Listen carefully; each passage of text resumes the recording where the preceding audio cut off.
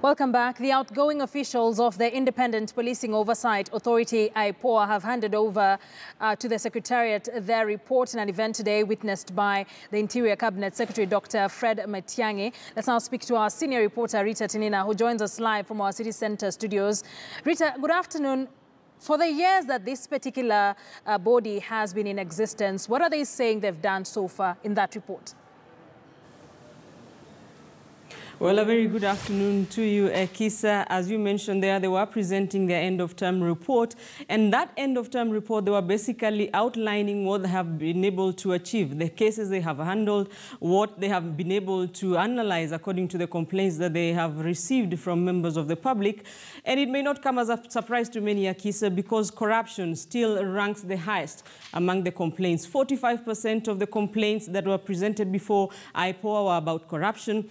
18% about police harassment. There was 3% about serious injuries caused by the police, another 3.3% deaths caused by the police, and there was also 0.4% offenses, sexual offenses, complaints about sexual offenses that were presented to the authority. But what may be a subject for critics and analysts, Akisa, is the fact that the authority handled about over 9,000 cases, and out of those cases, it was only able 3 of them are the only ones that have been prosecuted, convictions handed to police officers in just 3 cases. But in its defense, the authority is saying that, look, 6 years was our term, but 2.5 years we spent setting up the office. It was the first of its kind. They did not have a budget. They did not have staff.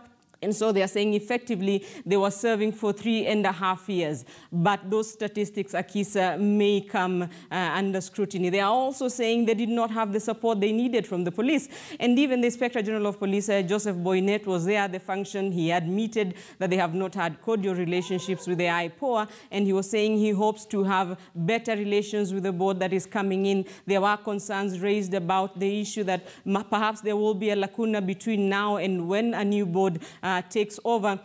And some of those who spoke there, the Director of Public Prosecutions, Nurdin Haji, as well as the Kenya National Commission on Human Rights, Kagwiri Mbogori, saying that they need to act fast. The government, the parliamentary committee that is responsible for the Policing Oversight Authority, to ensure that the body, another board, is set up as quickly as possible. The Interior Cabinet Secretary, Fred Matiang'i, was there at the function, and he warned that radical changes are coming within the police service. And first of all, he says, in a case, last week we saw bodyguards attached to the Nairobi governor, Sonko, being withdrawn. And Matiang'i says this is one of the changes that will be instituted. He mentioned and he said that you cannot have a police station moved to someone's office. Sonko had 26 bodyguards. About 20 of them were withdrawn, and we'll be waiting to see what other changes the Interior Cabinet Secretary may institute in coming days. Akisa.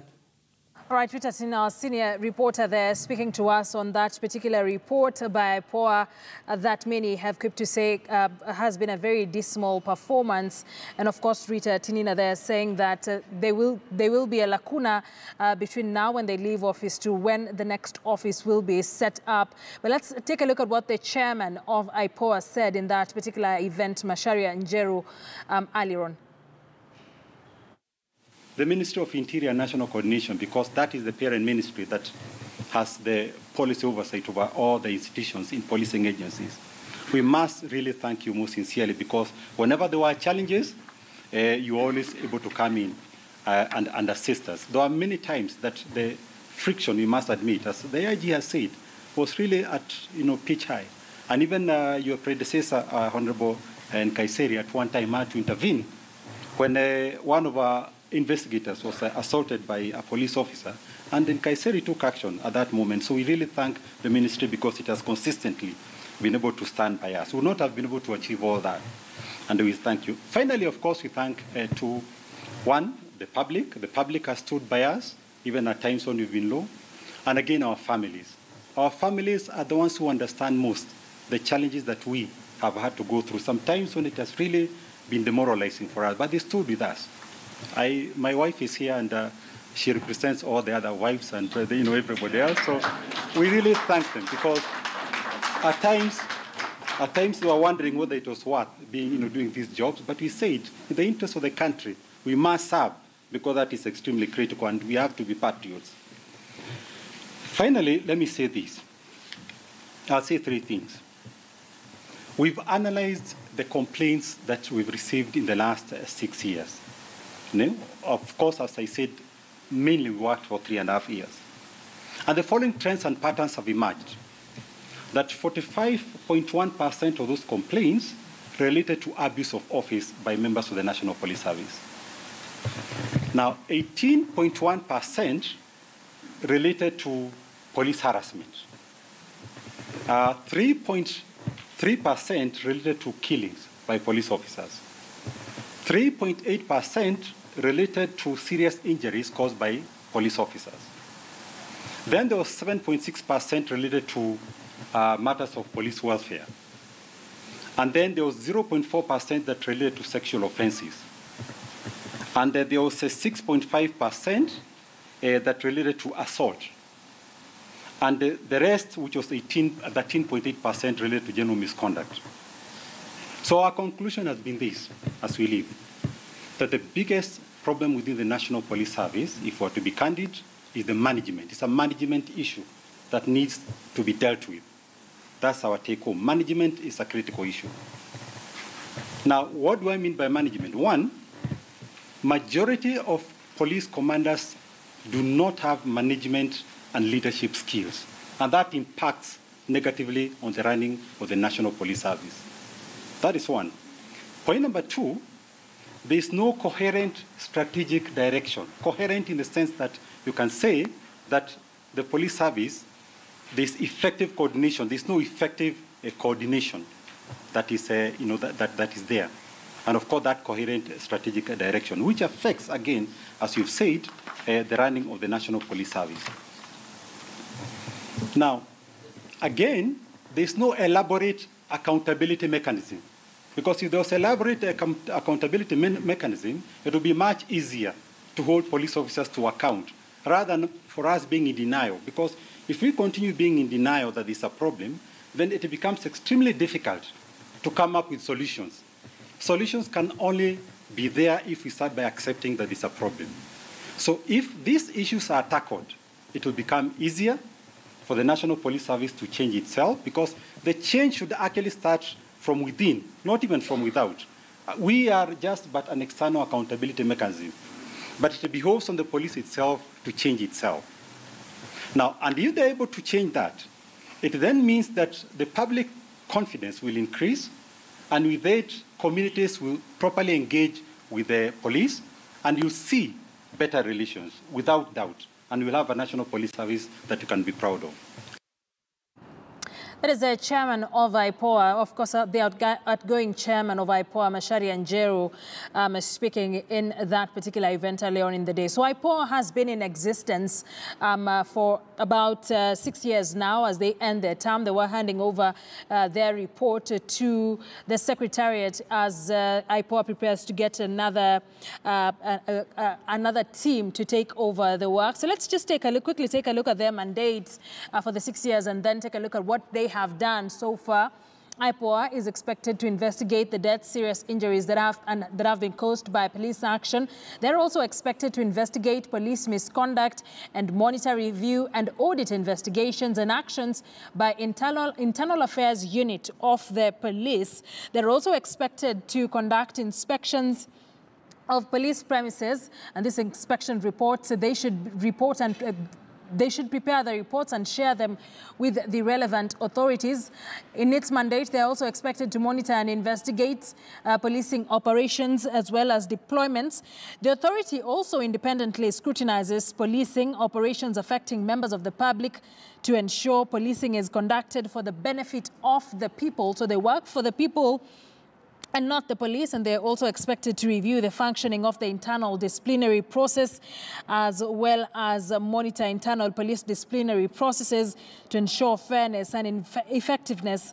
And they may conduct surveys to assess improvement in police internal accountability mechanisms. So when this particular body was being set up in 2011, November, specifically through an act of parliament, these are some of the things they were expected to have done by the end of their 6-year term. So let's take a look at some of the complaints that have been made against the police according to the statistics that IPOA has released today. So they say 9,200 complaints have been recorded so far.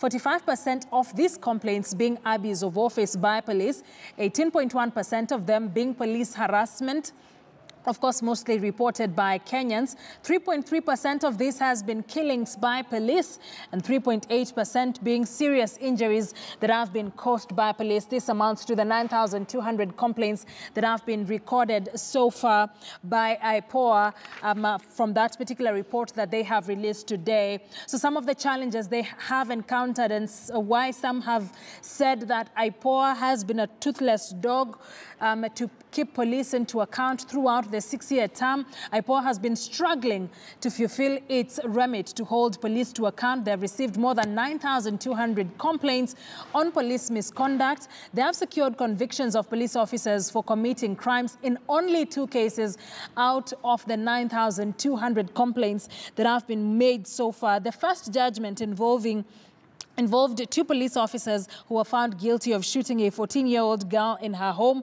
And the second conviction came in February when a court found a policeman guilty of murdering a suspected thief in 2013. These are the only 2 cases that this particular team that has been in office for 6 years, which is their term, can be proud of as what they have seen being the charging and conviction of police officers involved in these particular cases. And I want us to speak to an analyst on the performance of IPOA so far. Enoch Makanga now joins me in studio to just help us analyze this. Thank you very much for making time for us here on KTN News Desk. Thank you. The IPOA chairperson, outgoing chairperson Macharia Njeru, says that they spent 2.5 years setting up the office. So basically they've been in office for just 3 years.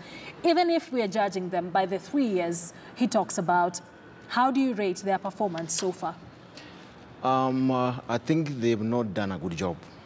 I could give them 5. Out of 10, I could give them 5. Yeah. So 5 means fair? Yeah, just fair. Because if you look at the number of complaints, vis-a-vis what has been taken to court and what has, with the conviction they've had, I think it actually raises so many questions. One could say they have incompetent investigators. 2, I think the complaints are too many.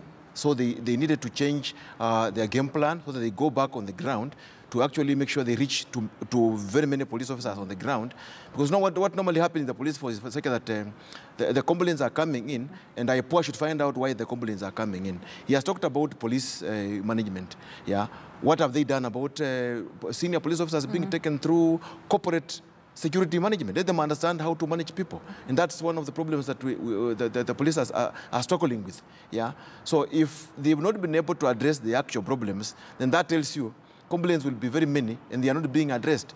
Or if they are being addressed, then they cannot be able to stand test of time when it comes to the court. Because, you know, the court will not be able to convict somebody unless there's sufficient evidence to be able to convict somebody. So having just very few convictions, then that tells you, I think IPOA should wake up. Yeah. They should look for very competent officers, and if possible, the ones they have, they should be able to take them for more serious. Let's have serious. You know, we are talking about police officers. So we should have somebody who has very, very intensive skills in investigation, interviews, and all those things that surround being a competent investigation. And above all, the issue of integrity.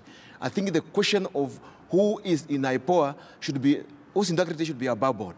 And Not questionable. But even as you talk about competence, Macharia Njeru, the outgoing chairperson, has also mentioned that their relationship with the police has not been very good. He says the friction has been there the entire term. Could this also have attributed to their dismal performance, so to speak? Definitely, definitely. Because at the end of the day, in fact, the IG accepted that the relationship has been very poor. So what you need to do when you are in such a situation, you need to find out a way of how you are able to the left arm knows what the right arm is doing. For example, I think I remember there's a case where they went to, was it Kayole or somewhere in an office of an OSPD, and the whole thing became messy because this guy had to pull out a gun and all those things. These are things that need to be addressed. The IG is right saying that we must find a way that the IPOA should be able to address these issues as far as police officers are concerned. And the police officers are taken through to understand the role of IPOA at police station level. Because the problem here is if you went to a police station in Mandera or you went to a police station in Siaya, down there on the ground, do they understand the role of IPOA? The answer is no. But shouldn't this have been among the first order of business for IPOA when they came into office, get police officers to understand their mandate and what will be expected of them? Of course, if I'm auditing as a security expert, I could say that was not done. You see, when we are talking about you publicizing yourself to be known by members of the public, to be known by the people that you are going to investigate. That's the police officers if there's a problem. And again, we're also talking about something wrong being done to a police officer. We are not talking about one side of the game. We are talking about, again, a member of the public doing something wrong to a police officer. So unless these guys go down and spend money on doing what you call, let them sensitize members of the public to understand their role, and then at the police station level, let police officers understand their role from sub-county level to police station level. Now, it makes their work very easy. But now, if they get in confrontation, because we are talking about an offense or abuse of office by a police officer, you will get resistance, of course. Okay. But the outgoing chairperson, Macharia Njeru, also says that the biggest problem they've noticed in the police service is the management. Would this be a good place to start for the incoming team? I totally agree with him, 100%.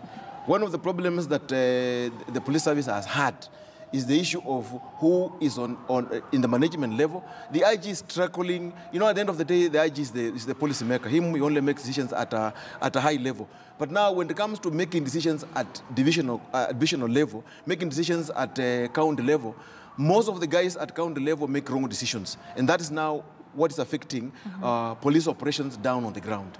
And I agree with the chairman. I think something must be done in terms of training officers to understand that they must change the way they approach security in the current situation. Otherwise, there must go a way of doing things. It may not work. When you say change the modus operandi, what do you mean? Culture change. What do we see? Culture change, yeah. Police officers, senior police officers must embrace culture change. They must understand that they are dealing with a different environment altogether. They are dealing with members of the public who understand what their rights. And they must know that police officers are not the old type of police officers who can keep quiet when he's being oppressed.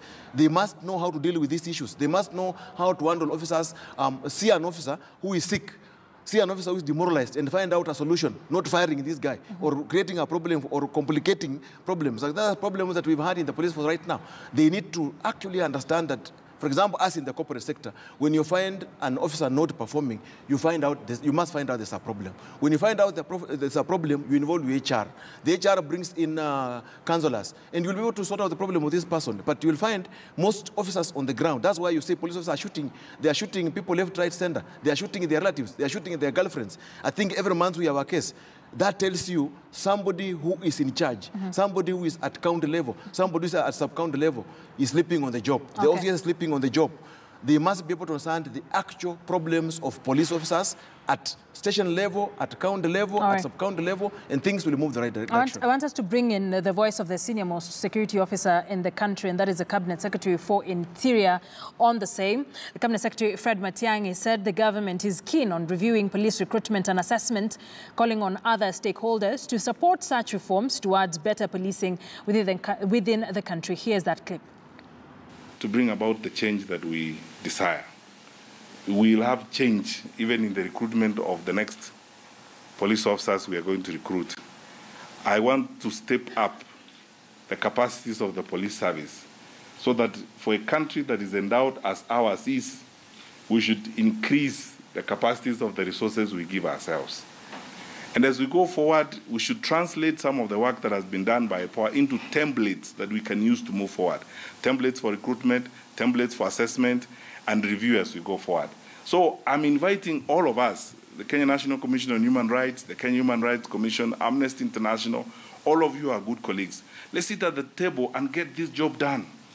Let's walk away from the idea of talking at each other at press conferences. We have an equal stake in this country. This is our country. Let's all work together and deliver an improved and better police environment so that we don't spend time, blaming the police all the time and criticizing the police and talking about the things they have not done, sometimes at the expense of the things they have done, the great things they have done. Look at where we are and where we were last October and the amount of work that these police officers have done throughout a very difficult period of time last year during the elections. I will not deny that we have our challenges, but I'll also be ready to admit that we've overcome those challenges as we go along. We're better today than we were yesterday, and we want to be better tomorrow than we are today. And with that hope, and that focus, and that commitment, let us all work together. Well, that is Interior Cabinet Secretary Fred Matiang'i earlier on in that particular function. What do you think about what he says? I totally agree with the CS. I think that is the best comment I've heard about him in terms of strategy.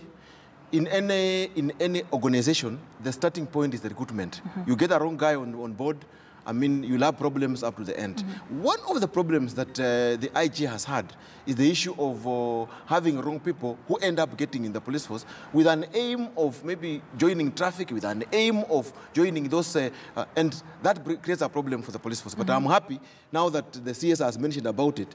I think if we are able to, like me when I joined the police force, nobody helped me. I went to Busia and I got the job without nobody assisting me, And I went for the medical, I went for the aptitude test, and I got into the police force, just using the right journal. But the problem that we've had right now is the issue of wrong people getting into the police force and then trying to tarnish the good name of the police service. And that, I think, should be stopped. I think he is right. Let's support him. We are ready to support him. We want the right thing to be done at the right time, and we get the right officers. I guess, let me tell you, the police job is like preaching. You must have a call to serve this country. But you'll find most of these officers who are in the police force, they don't fit to be in the police force. They don't fit at all. They don't have a call. The utumishi kwa wote, that thing of utumishi kwa wote is not in their blood. These are wrong people who are in the wrong place. And if that thing is actually examined and we're able to get the right guys in the police force, I can tell you, Kenya, I've traveled in the whole of African continent. I've gone to other countries. Kenya has the best police service. Only that if some of these problems that IPOA has mentioned are addressed, and if they are addressed spot on, I think we should be able to get a police force or police service that is able to be accepted by members of the public. All right, thank you very much. Always appreciate your presence here on KTN News Desk. Enoch Makanga is a security expert. As we take a look at the scorecard for IPOA, as the first team that took over this particular body ends their term today, they were handing over their report to the secretariat, as of course they await who will come in next to head that particular body. Now, a police officer attached to Olkatongo Agricultural Development Corporation, ADC, in Trans Nzoia County was on Saturday arrested by Ethnic and Anti-Corruption Commission officials for imposing illegal taxes on livestock allegedly straying to the corporation's land. The officer and two others had on Tuesday seized over 100 heads of cattle belonging to farmers in Kitale and demanded 100,000 shillings before they could release the animals. The officers had demanded for 40,000 Kenya shillings from Bramwell Simatwa before they could release his herd when the farmer alerted the EACC officers who laid a trap. Drama ensued as the farm when an EACC officer posing as livestock trader arrived and pretended to buy one of the cows to enable Simatwa raise the money to pay the officers. Nilipokuja kwa askari ambao wako hapa Olkatongo, nikaongea na askari, wakaniambia ya kwamba wako na instructions kutoka kwa manager kwamba ng'ombe ni 1,000 ili apate kutoka. Ng'ombe mbuzi ni 1,000. Kondoo ni 1,000. Na ijalishi kama ni ng'ombe mdogo mbuzi kidogo, kondoo kidogo, yote ni mbuzi ama ng'ombe. Tukajaribu kwamba nakaniambia sasa, wewe nataka nikupunguzie vipi? Akasema nipatie 20,000. Nikaambia hapana, wewe punguzie mimi. Lakini akasema kama huwezi kutoa hiyo, basi wewe mzee, ng'ombe yako itabaki hapa. Mwisho nikaambia basi kitu iliyoko mimi nimeshindwa kupata pesa. Sasa kitu iko munifungulie ng'ombe ama munishtaki basi kwa makosa ambayo nimefanya na muachilie ng'ombe. Afika pale wanatuma askari wanakuja na pikipiki. Pikipiki mingi, pikipiki kama 5 na wanapewa watu 3. Askari 3 huko nyuma. Wanakuja na singira ng'ombe, wanachukua ng'ombe. Kweli sisi hatuwezi pishana na serikali. Tunaheshimu serikali kwa sababu ni serikali yetu. Ng'ombe ikikuja hapa basi hakuna kutoka kama hakuna pesa. Ng'ombe ikishikwa hakuna malisho inapewa. Mara kuna ng'ombe 2 ya askari fulani anaitwa Kipto. Iliwahi kufa na hata nyama ikagawiwa umbwa ikakuliwa tu hivyo. Hakuna nyasi yeyote ambayo ng'ombe inapewa. So inawekwa mahali hata kavu kabisa kama hapa chini. All right, I want us to take a short commercial break as we wrap up the first hour of KTN News Desk. On the second hour, we focus on matters IEBC and the replacement of the commissioners who resigned about a month ago, and so far, no word on how the replacement will be going about. Wafula Chebukati-led commission seems a bit toothless as they cannot do much with a body that is not properly constituted. I will be having that conversation with lawyer Steve Ogola when we get back. And of course, Robinson Okenya will be coming in at 2:30 with sports news. Don't go too far.